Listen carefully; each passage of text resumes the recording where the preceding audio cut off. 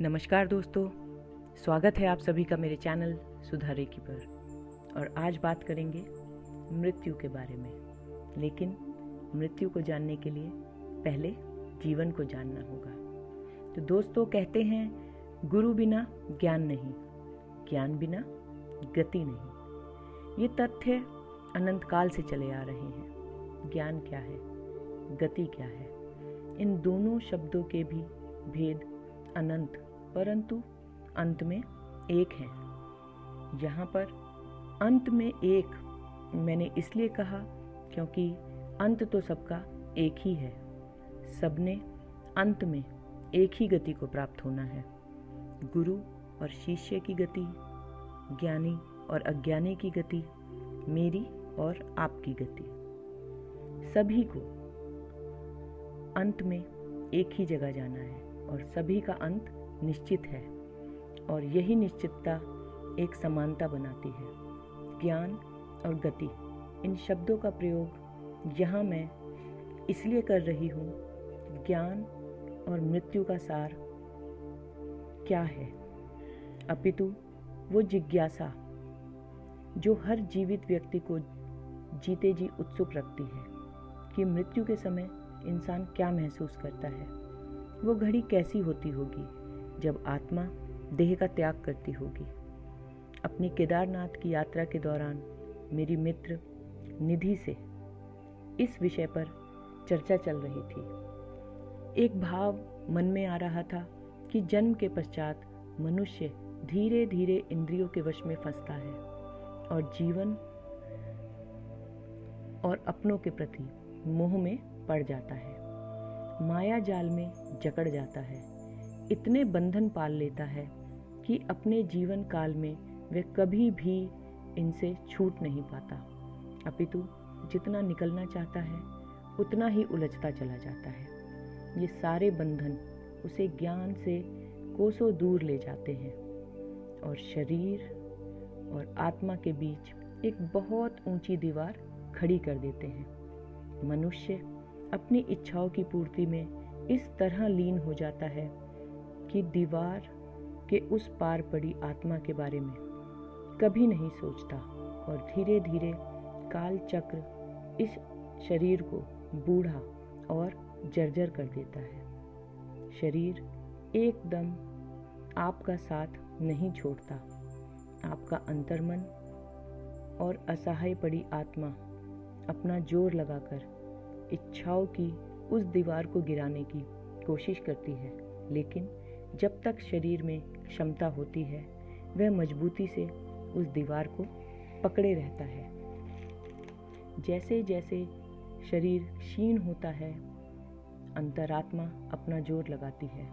इंसान मोहवश उसे नकारता रहता है। जब समय आ रहा होता है शरीर के अंत का, या तो आयु खत्म होने पर या बूढ़ा होने पर, अल्प आयु और मध्य आयु को यहाँ मैंने नहीं लिया है। अक्सर हमने देखा है कि चलिए पहले आयु का वर्गीकरण करते हैं तो शायद मैं अपनी बात अच्छे से रख पाऊँ। आयु को हमेशा 4 भागों में ही बांटा गया है: बालावस्था, युवावस्था, प्रौढ़ावस्था और वृद्धावस्था। तो सबसे पहले हम बात करेंगे बालावस्था की। यह वह समय है जब आप पूर्ण जागरूकता से बंधन की तरफ बढ़ते हैं। माँ के पेट से जन्म लेते समय आप संपूर्ण ज्ञान के साथ धरती पर आते हो। जन्म से लेकर अगले 5 हफ्ते तक परमात्मा से किया वचन कि इस शरीर का उपयोग मैं सिर्फ आपसे मिलने के लिए करूँगा और इस बार अपने सारे लेन देन चुकाकर आने जाने के बंधन से मुक्त हो जाऊंगा। अगर कोई माइंड रीडर नवजात शिशु के माइंड की रीडिंग करे तो स्पष्ट हो जाएगा कि जिस ज्ञान के पीछे मनुष्य सारा जीवन भागता है, असल में वह ज्ञान तो उसके भीतर ही विद्यमान है। किंतु जैसे जैसे उम्र बढ़ती है, इंद्रियां जागृत होती हैं, ज्ञान पर धूल जमती चली जाती है और दिन पे दिन वह परत इतनी मोटी हो जाती है कि हमारे भीतर पड़ा ज्ञान और आत्मा दोनों ही दब जाते हैं।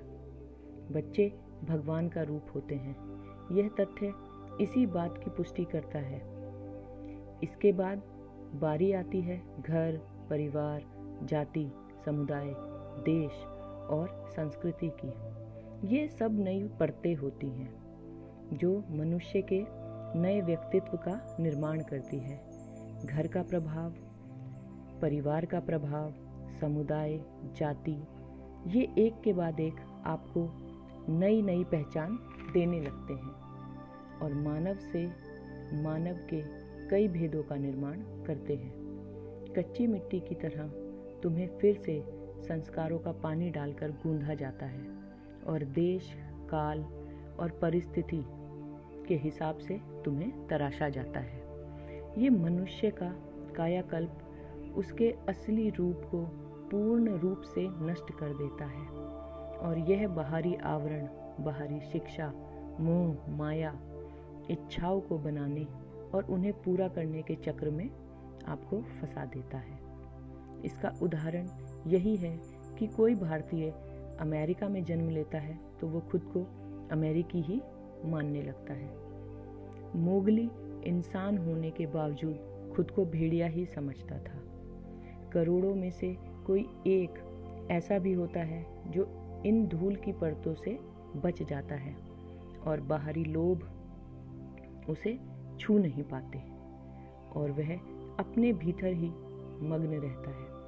उसकी अंतरात्मा पर इंद्रियां हावी नहीं होती और आत्मा का मार्ग प्रशस्त कर वह परमात्मा में ही ध्यान लगाता है और इस शरीर की यात्रा समाप्त कर परमात्मा में लीन हो जाता है।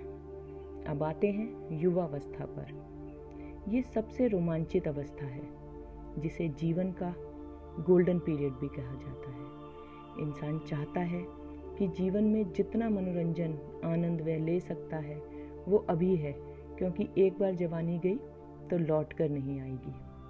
हम जिस परिवेश में पल बढ़ रहे होते हैं, आसपास इतिहास, भूगोल सब एक ही तरफ धकेल रहे होते हैं।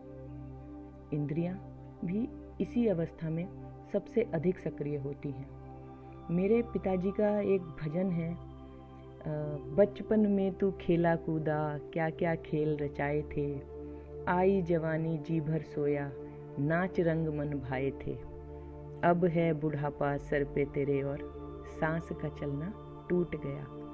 ये पंक्तियाँ मैं बचपन से अपने पिता के मुख से सुनती चली आई और उनकी हर बात ने बहुत गहरी छाप मेरे मन और आत्मा पर छोड़ी और शायद यही वजह रही है कि आज ये सब मैं समझ और कह पा रही हूँ। युवावस्था सदा एक आज़ाद पंछी की तरह होती है जिसे खुला आकाश, ऊंची उड़ान पसंद होती है। भूख, मनोरंजन और भरपूर नींद, इन तीनों चीज़ों का दायरा इतना कस जाता है कि इसके अलावा कुछ और सूझता ही नहीं। सदैव एक क्रांति का भाव बना रहता है। अपनी इच्छाओं के अनुसार दुनिया को बदल देने की क्षमता रखते हैं नौजवान। भरपूर बल और आवेग, पहाड़ से गिरती किसी तेज झरने के समान, जिसे ना तो ऊंचाई का डर होता है और ना ही गिरने का कोई खतरा।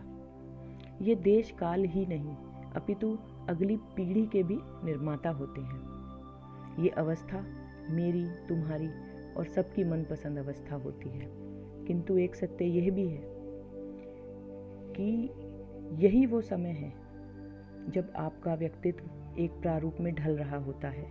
कहीं ना कहीं आपकी सोच और विचारों का भी निर्माण हो रहा होता है। अच्छाई, बुराई, सही, गलत दोनों ऊर्जा अपना पूरा जोर लगाती है आपको अपनी ओर खींचने के लिए, और ज़रा सी चूक आपको एक गर्द में मिला देने के लिए काफ़ी होती है। माँ बाप की, शिक्षकों की तथा समुदाय की जिम्मेदारियाँ इस समय बहुत बढ़ जाती हैं। बच्चों का निरीक्षण, परीक्षण अत्यंत महत्वपूर्ण होता है। उनकी इस ऊर्जा को एक सही दिशा देने के लिए सबकी जागरूकता की आवश्यकता होती है। यदि इस अवस्था में सही ज्ञान और मार्गदर्शन मिल जाए तो आप अगली पीढ़ी को सुरक्षित करने में सफल हो जाएंगे। अपने संस्कार और परंपरा को आगे बढ़ाने का भी यही समय होता है। अनुशासन का होना इस अवस्था में बहुत ज़रूरी है, वरना अगली 2 अवस्था कदापि सुरक्षित नहीं रह सकती। क्योंकि युवावस्था पूर्ण रूप से इंद्रियों के वश में होती है, इसलिए माता पिता के द्वारा दिए गए नियम अनुशासन ही इस अवस्था में होने वाले पतन से आपको बचा सकते हैं। इसके बाद आती है प्रौढ़ावस्था। ये अवस्था कर्तव्यों के बंधन का समय होता है। चाहे अनचाहे कर्तव्य कुछ विरासत में मिले, कुछ सामाजिक तथा खुद के पाले हुए। युवावस्था का सारा आनंद धराशाही हो जाता है और बचता है कर्तव्य का बोझ। यहाँ भी इच्छाओं का रोल महत्वपूर्ण है।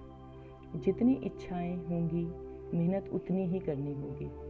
इंसान इस अवस्था में खुद को भूल अपने परिवार की ज़रूरतों को पूरा करने के लिए समय की भट्टी में खुद को झोंक देता है। एक अनजानी दौड़ जो कभी खत्म ही नहीं होती, जिसमें भागते भागते जब आपको लगता है कि आप आगे निकल आए हो, तो ज़रा दूर देखने पर सैकड़ों आपके जैसे निरंतर आपके आगे भाग रहे होते हैं। पुराना संभालने और नया बनाने के चक्कर में हम अपने आज और अपने आप को भूल जाते हैं।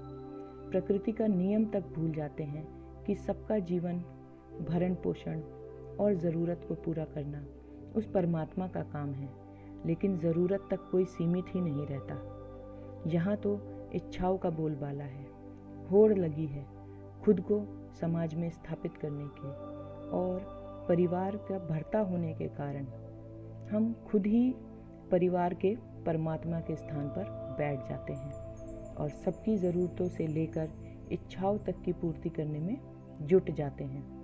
अगर देखा जाए तो पिता परिवार का पालक ही है, जैसे परमात्मा इस संसार का, किंतु परमात्मा आपकी सिर्फ ज़रूरतों को पूरा करता है, कामनाओं का वहाँ कोई रोल नहीं है। लेकिन एक पिता खुद को भूल सबके लिए अपना सर्वस्व न्यौछावर कर देता है।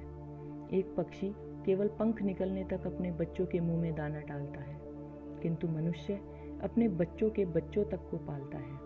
इसमें वह भूल जाता है कि शरीर के भीतर जो आत्मा तुम्हें शरीर में लाई थी, उसके प्रति भी तुम्हारा कोई कर्तव्य है। ये यात्रा उसी आत्मा की है, मैं तो निमित्त मात्र। किंतु इस समय अगर मनुष्य चाहे तो भी मोह का त्याग नहीं कर सकता, और तो और सदैव ईश्वर से प्रार्थना करता है कि उसके कर्तव्य पूर्ण होने से पहले उसे मृत्यु भी न आए। यही वह अवस्था है जब गाय बगाए आपकी आत्मा आपको खटखटाती है, आगे बढ़ने को कहती है, किंतु कर्तव्य और मोह के वश में मनुष्य सदा उसको नकारता रहता है और अपने अंतर्मन और अंतरात्मा को दबाता रहता है। आत्मा की बेचैनी वह महसूस तो करता है, किंतु एक असहाय कैदी की भांति उसे मार के रह जाता है। मोह उसे छोड़ता नहीं, कर्तव्यों से वह छूट नहीं पाता। यह एक पीड़ादायक अवस्था भी होती है, क्योंकि इस समय आप अपने लिए कम दूसरों के लिए अधिक जीते हो। यहाँ कोई लिंग भेद नहीं है, क्योंकि बात सामान्यता हो रही है तो सारा लेख ही पुल्लिंग हो गया, किंतु दोनों ही जगह स्थिति समान है। या यह भी कह सकते हैं कि स्त्री का त्याग और समर्पण पुरुष से कुछ ज़्यादा ही है, किंतु यहाँ विषय यह नहीं है। जीवन की तीसरी अवस्था है जो लगभग समान ही है। अब हम आते हैं वृद्धावस्था पर। यह चौथी और आखिरी अवस्था है जब आप में विरक्ति आती है।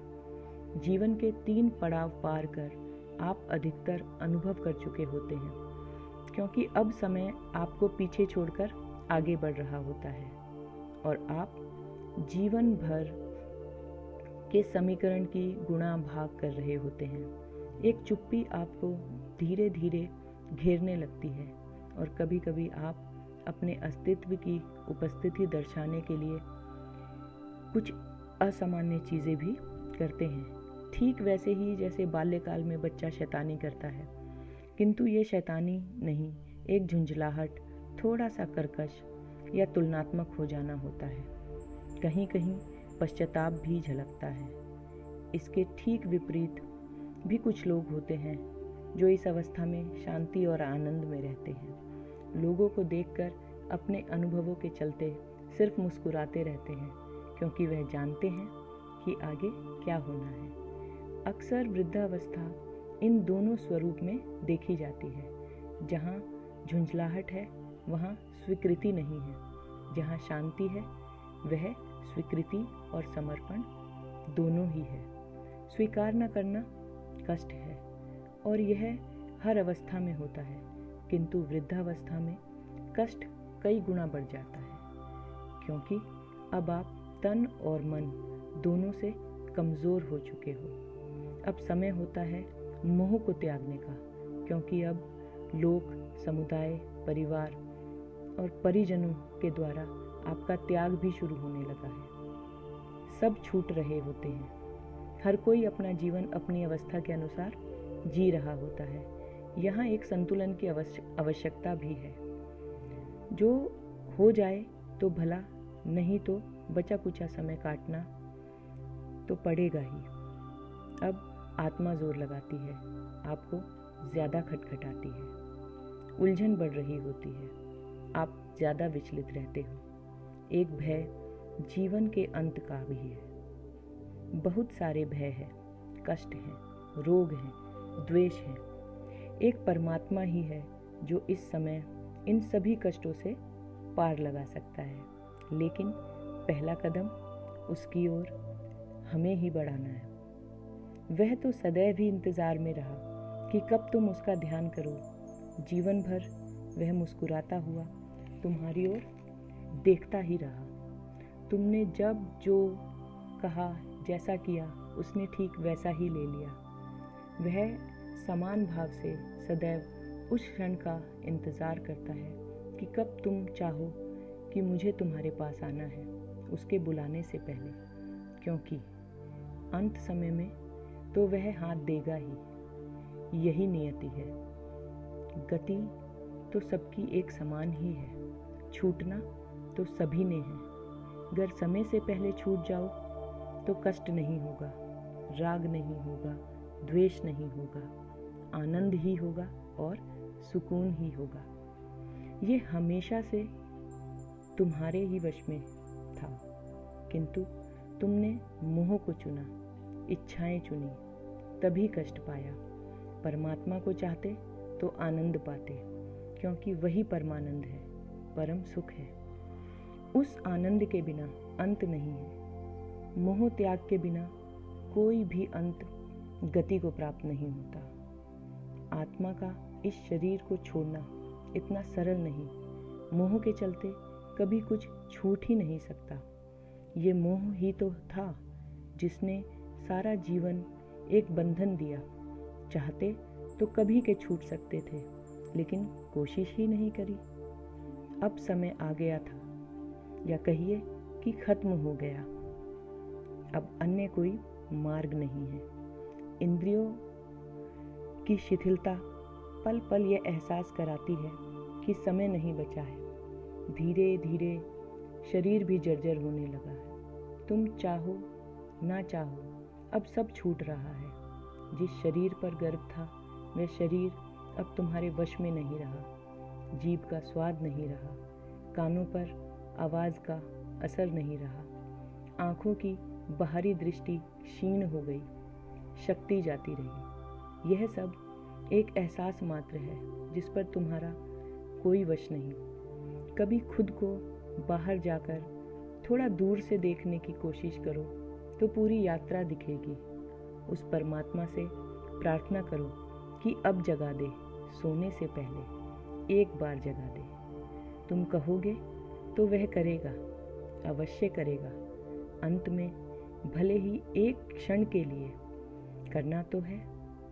जैसे युद्ध से पहले श्री कृष्ण ने अर्जुन का मोह भंग किया था अपने दिव्य दर्शन देकर, और क्षण भर में अर्जुन मुक्त हो गया। ईश्वर सबका मोह भंग करता है, उसके बिना आत्मा शरीर छोड़ ही नहीं सकती, किंतु वह अंत से क्षण भर पहले ही घटता है। मृत्यु से ठीक पहले सत्य और ज्ञान दोनों के दर्शन होते हैं, तब शरीर छूटता है। ऐसा नहीं होगा तो मृत्यु अटक जाएगी, जैसे तुम अटके रहे जीवन भर। कोशिश ही नहीं की और आज भी जो कर रहा है वह परमात्मा ही कर रहा है। तुम करते तो शायद वापस ना आना पड़ता, वो करेगा लेकिन तुम्हें फिर लौटना होगा। सोने से पहले जागने के लिए बार बार आना होगा, जब तक जाग नहीं जाते। वो हर बार ज्ञान देता है, तुम हर बार भूल जाते हो। इतने कष्ट के बाद भी आंखें बंद होने तक खुलती नहीं है। ये तुम्हारा काम है, तुम्हें ही करना होगा। जागना भी होगा, अपने लेन देन भी चुकाने होंगे। यात्रा को समाप्त करना तुम्हारे हाथों में है। लख 84 के बंधन से मुक्त होना है, इस भव सागर से पार होना है। मानव जीवन आत्मा की मुक्ति का एकमात्र साधन है। अन्य किसी जीव को मुक्ति नहीं है, देवताओं को भी नहीं। अपने जीवन के उद्देश्य को समझना होगा। यही कर्म है और यही एकमात्र धर्म है। तो दोस्तों, आज यहीं पर इस विषय को मैं समाप्त करती हूँ। वीडियो कैसा लगा मुझे कमेंट बॉक्स में कमेंट करके बताइएगा, और अगर अच्छी लगी है ये वीडियो तो इसको अपने अपनों के साथ शेयर भी कीजिएगा। अब आपसे विदा लेती हूँ, फिर मिलूँगी किसी अगली वीडियो में। तब तक के लिए नमस्कार, धन्यवाद।